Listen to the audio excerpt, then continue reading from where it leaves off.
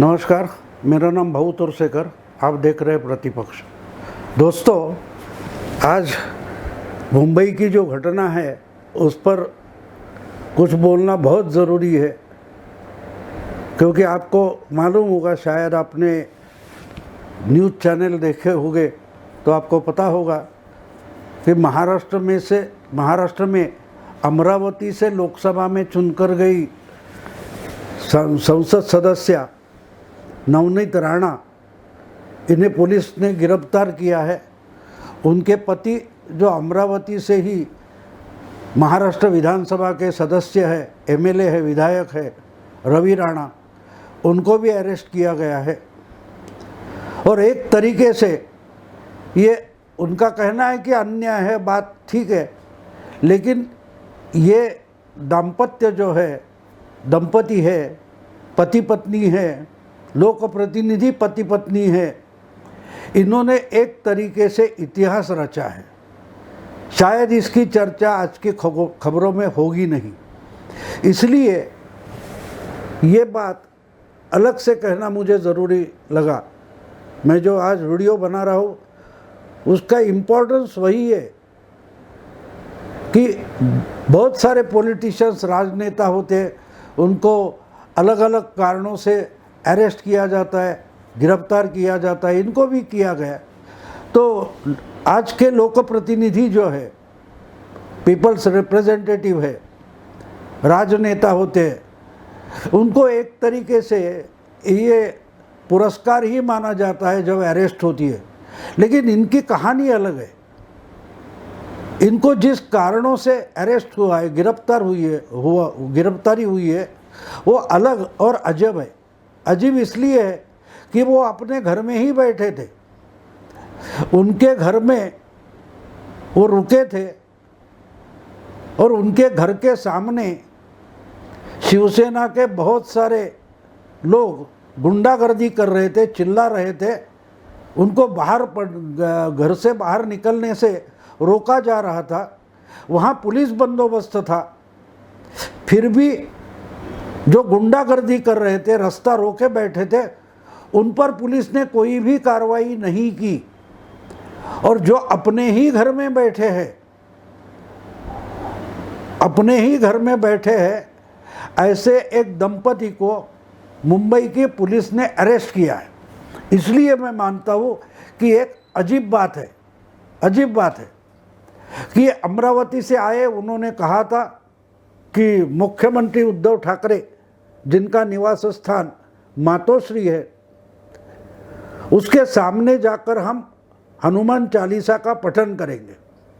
अब हनुमान चालीसा का पठन करना, तो उसमें कौन सा गुनाह होता है, इसका तो खुलासा अभी तक सामने नहीं आया।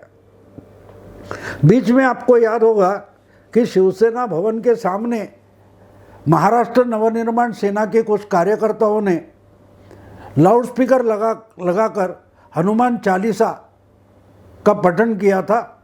तो उनकी गाड़ी और लाउडस्पीकर जब्त किए गए थे, कुछ लोगों को अरेस्ट भी किया था। तो उन्होंने पुलिस थाने में बैठकर ही हनुमान चालीसा का पाठ शुरू किया था। ये आपको याद होगा। ये मामला राज ठाकरे के उस मीटिंग से शुरू हुआ है, जो उन्होंने बोला था कि मस्जिद पर लगे हुए लाउडस्पीकर जब तक उतारे नहीं जाते, भोंपू उतारे नहीं जाते, तो उनके सामने एमएनएस के कार्यकर्ता लाउडस्पीकर लगाकर और बड़ी आवाज़ में हनुमान चालीसा का पठन करेंगे, वगैरह वगैरह।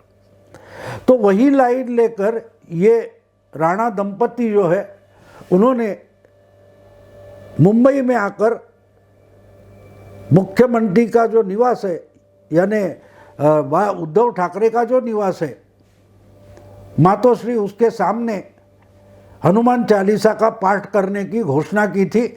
और वो कल मुंबई पहुंच गए। तब से लेकर आज तक उनके घर के सामने और मातोश्री के सामने शिवसेना के कार्यकर्ता हजारों की संख्या में, सैकड़ों की संख्या में आकर मस्ती कर रहे, रास्ता रोके हुए हैं, आसपास के पब्लिक को तकलीफ हो रही है, लेकिन उनका बंदोबस्त पुलिस ने नहीं किया। बंदोबस्त किसका किया जा रहा है? जिसने सिर्फ घोषणा की कि हम मातोश्री के सामने जाकर हनुमान चालीसा का पाठ करेंगे, और वो मुंबई पहुंचे। मुंबई में उनका जो राणा दंपति का घर है, वहाँ वो बैठे थे सुबह से, उनको घर से बाहर निकलने नहीं दिया गया। उनके घर के सामने भी गुंडागर्दी चल रही थी, पुलिस ने उसको नहीं रोका, गुंडों को नहीं रोका। जो पुलिस कुछ 2 हफ्ते पहले शरद पवार के घर पर एक जमावड़ा गया, झुंड गई, उनको रोकने के लिए पुलिस पहुंच गई, उनको अरेस्ट किया गया था। लेकिन रवि राणा जो लोकसभा की विधानसभा के सदस्य है, उनकी पत्नी लोकसभा की सदस्य, उनके सामने अगर कोई गुंडे मस्ती करते तो उनको रोका तक नहीं जाता। अरेस्ट करना दूर की बात है, उनको रोका तक नहीं गया। ये क्या कानून का राज है? महाराष्ट्र में कानून का राज है या नहीं, ये सवाल पूछने का समय आ गया दोस्तों। लेकिन शाम तक ये तमाशा चलता रहा। आखिर में राणा दंपति ने घोषित किया कि हम मातोश्री पर नहीं जाएंगे। उसके बाद वो जो जमावड़ा था उनके घर के सामने, वो बोला अभी तुम माफी मांगो, तब तक आपको घर से बाहर नहीं निकलने देंगे। तो पुलिस ने राणा दंपति को अरेस्ट कर दिया गया और उन पर जो आरोप लगाया गया है कि इन्होंने लोगों को उकसाने की कोशिश की है, और इसके लिए इंडियन पिनल कोड, इंडियन को जो भारत का दंड विधान है, जो कम से कम 162 साल पहले बनाया गया, 162 साल पहले जो दंड विधान बनाया गया, लॉर्ड मैकॉले ने बनाया था, उसके 153A 153A कलम के तहत मैंने सुना है अभी टीवी पर, ये राणा दंपति को अरेस्ट किया गया और कल रविवार को उनको कोर्ट के सामने पेश किया जाएगा। ये सब मैं इसलिए बोल रहा हूं कि ये कितना पुराना कानून है देखो, और इस कानून के तहत, इसी कानून के अंतर्गत एक समय था 22 साल पहले, 22 साल पहले भी नहीं, हम बोल सकते 30 साल पहले, बाला साहब ठाकरे के खिलाफ केस दर्ज किया गया था। और आज उनके ही बेटे उद्धव ठाकरे चीफ मिनिस्टर है और उनकी सरकार उसी कलम का इस्तेमाल कर रही है। 30 साल पहले 1992-93 सामना में जो एडिटोरियल लिखे गए थे, उसके खिलाफ भी पुलिस ने कुछ 10-12 एडिटोरियल के खिलाफ एक केस दर्ज किया था। मेरा ख्याल है 4 एडिटोरियल के खिलाफ दादर के पुलिस थाने में 153A वगैरह कुछ है, उसके तहत गुनाह दर्ज किया गया था, कंप्लेंट दर्ज की गई थी, लेकिन उस पर आगे कुछ कार्रवाई नहीं हुई। जबकि शरद पवार खूब महाराष्ट्र के चीफ मिनिस्टर थे उस वक्त, फिर भी ऐसी कोई कार्रवाई नहीं हुई जो आज राणा दंपति के खिलाफ हुई है। और करने वाले कौन है? चीफ मिनिस्टर उद्धव ठाकरे है।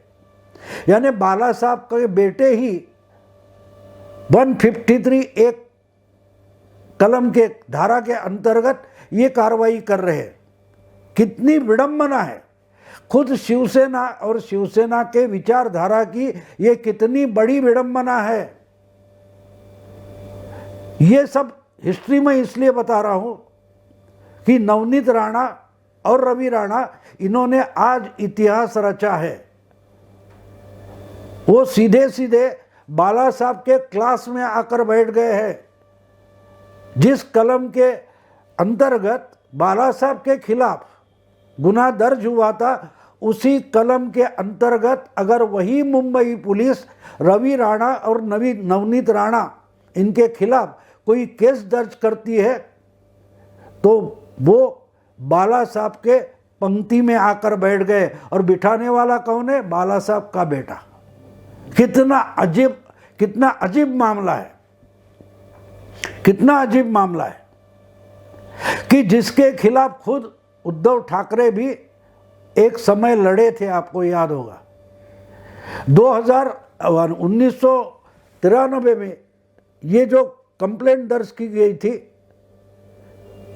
बाला साहब के खिलाफ, वो पुलिस के दफ्तर में पड़ी रही, उस पर कुछ कार्रवाई नहीं हुई, क्योंकि अगर इस धारा के अंतर्गत कोई कंप्लेंट दर्ज करती है पुलिस तो उस पर एक्शन लेने के लिए गवर्नमेंट का सैंक्शन लगता है, सहमति लगती है, गवर्नमेंट की परमिशन लगती है।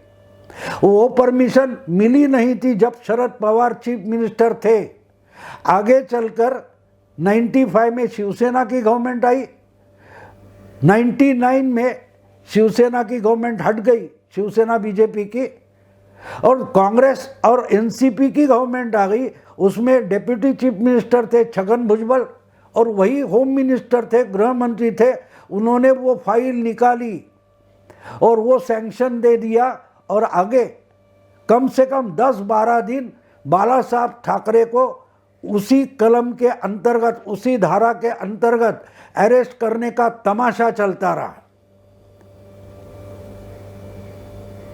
लेकिन पुलिस की हिम्मत नहीं हुई मातोश्री में जाने की। आखिर बाला साहब ने खुद बोल दिया, एमएन सिंह थे मुंबई के पुलिस कमिश्नर, उनको बोल दिया कि मैं मेयर बंगले में आ जाऊंगा, आप वहां आना और मुझे अरेस्ट करना और लेके जाना कोर्ट में। ये 2000 की बात है, मैं बता रहा हूं। ये बात ये हो गई कि कोर्ट में वो केस चला नहीं, क्योंकि वो टाइम बार हो गया था। क्योंकि अगर कंप्लेंट होने के बाद 3 साल में अगर उसके आगे प्रोसीडिंग नहीं हुआ तो कंप्लेंट लैप्स हो जाती है, इसलिए बाला साहब के खिलाफ जो कंप्लेंट थी वो लैप्स हो गई थी। ये 153 ए की हिस्ट्री में बता रहा हूं। बाला साहब ठाकरे 153 ए के अंतर्गत अरेस्ट किए गए थे। आज अगर नवनीत राणा और रवि राणा को उसी कलम के अंतर्गत अरेस्ट किया जाता है तो खुद बाला साहब के बेटे ने, ये एमएलए और एमपी दंपति जो है राणा दंपति, उनको अपने पिता के पंक्ति में लाकर बिठा दिया है। बस इतना ही इतिहास नहीं है, ये इतना ही इतिहास नहीं है, इससे भी बड़ा एक इतिहास है। जब बाला साहब के अरेस्ट का मामला हुआ था तब मैंने एक आर्टिकल लिखा था और पूछा था कि क्या कभी इस 153 ए बी वगैरह जो कुछ है इसके अंतर्गत किसी को कन्विक्ट किया गया है, दोषी ठहराया गया है और किसी को सज़ा हुई है या नहीं। इसका जवाब उस समय के पुलिस कमिश्नर दे नहीं पाए थे, लेकिन उसकी भी एक हिस्ट्री है, इतिहास है। इसलिए मैंने इसका जो हेडिंग दिया है, नवनीत राणा और रवि राणा, इन्होंने आज नई एक बड़ी हिस्ट्री बना दी है, इतिहास रचा है। वो क्या इतिहास है? 1908 में, यानी आज से तब्बल 114 साल पहले, यही 153 ए धारा के अंतर्गत एक बड़े राजनेता को स्वतंत्र पूर्व की समय में, स्वतंत्रता के पूर्व अरेस्ट हुआ था। उनका नाम था लोकमान्य बाल गंगाधर तिलक। क्या नाम था उनका? लोकमान्य तिलक, जिनको इसी 153 ए धारा के अंतर्गत अरेस्ट किया गया था। उनका जो एडिटोरियल था, अग्रलेख था, संपादकीय लेख था, उसके कारण 153 ए के अंतर्गत उनको अरेस्ट किया गया था और उन पर केस चली थी। और मेरा ख्याल है 17 जुलाई यानी मई 1908 में एक आर्टिकल उनका तिलक महाराज का आया था उनके पेपर में, इसके खिलाफ वो केस थी। और जुलाई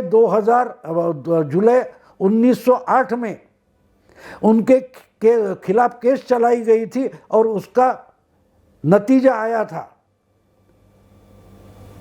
कोर्ट का जो हाई कोर्ट में जो केस चली उसमें उस वक्त जज हुआ करते थे और जूरी हुआ करती थी। 9 यूरोपियन थे जूरी में, 9 लोगों की जूरी थी, उसमें 6 यूरोपियन थे और 3 पारसी थे। यानी हमारे देश के तीन जूरी थे और 6 यूरोपियन जूरी थे। उन्होंने 7 बनाम 3 मतों से लोकमान्य तिलक जी को दोषी पाया था। उस डिसीजन के बाद, उस वर्डिक्ट के बाद लोकमान्य तिलक ने जो कहा था, एक ही सेंटेंस वो बोले थे कि जूरी ने कुछ भी कहा हो, मैं बिल्कुल निर्दोष हूं। तिलक जी ने क्या बताया था? जूरी ने कुछ भी डिसीजन लिया हो लेकिन मैं पूरी तरह से निर्दोष हूं।